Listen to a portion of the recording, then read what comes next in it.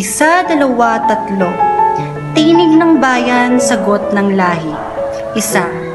Isang tanong lang, Pilipinas. Masaya ka ba sa kalagayan ng iyong mga anak? Ang ating mga ninuno nagdasal para sa kalayaan at karangalan. Pero nasan tayo ngayon? Nasan ang pag-asa? Bakit ang bawat hakbang ng mga Pilipino'y puno ng pasakit? A nation born from sacrifice, yet so many still walk in shadows of struggle. Dalawang kamay buong araw, kayod at pagod. Nagpapagod para sa bukas, ngunit tila walang kinabukasan.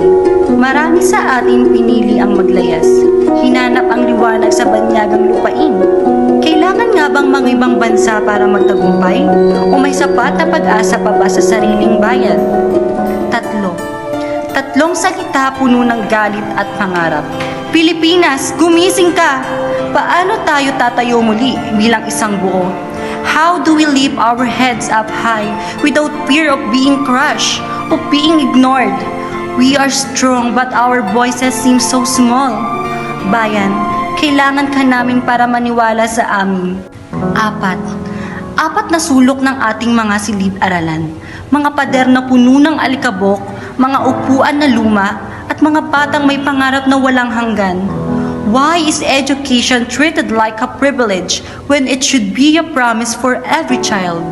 Paano tayo makakaahon kung maraming kabataan ang hindi kayang matuto, ang hindi kayang magsimula? 5. Limang daliri nagsusumamo para sa pagkakaisa. Pero bakit ang bawat isa ay may kanya-kanyang laban? May lakas tayo, may tapang, pero bakit mas madalas tayong magkakalaban?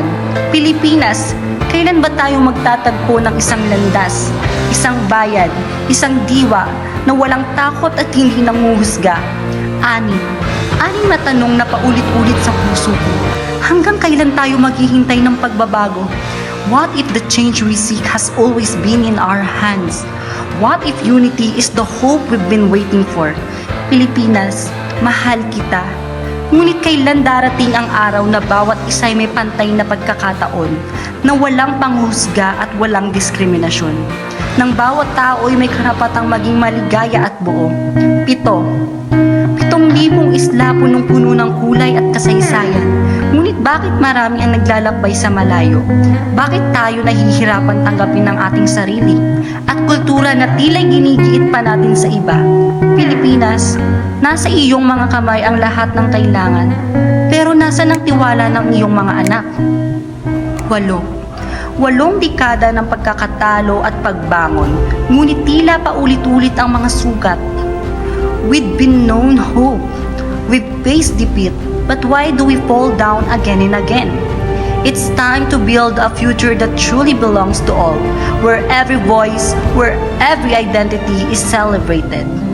Siyam na boses, mga tinig na nagsasalita. Bawat isa ay may kwento ng hirap at pangarap. Kailan ba matatapos ang dilim? Kailan darating ang liwanag? For the land that bore our ancestors, for the youth that still dream of better days, for a nation that will embrace each person's truth, regardless of their gender, regardless of their identity. 10 pangako, mga hakbang na hindi titigil. Hindi kami susuko, hindi kami matitinag. Pilipinas, naririnig mo ba ang tibok ng aming mga puso? We stand, we fight, we dream for a future that's filled with acceptance, for a country that will say, tanggap ka, walang kondisyon. Kahit gaano kalayo, kahit gaano kabigat, ikaw ang aming tahanan, ikaw ang aming liwanag. At sa pagtatapos ng lahat ng laban, hindi tayo magpapatalo. We will rise again stronger and bolder. In every defeat, we learn to forgive, to love, and to heal. Pilipinas, ikaw ang gabay, ikaw ang liwanag, at habang may buhay, may pag-asa. Sa'yo ang aming mga pangarap, sa'yo ang aming mga puso. Hanggang sa dulo, isang bayan, isang diwa, isang Pilipinas na muling magbabalik sa kanyang dakilang pagdako. Piliin mo rin ang Pilipinas, kapulo ang kwintas ng perlas. 1, 2, 3, tinig ng bayan, sagot ng lahi. Nagsimulat ni Daniel Pasamba.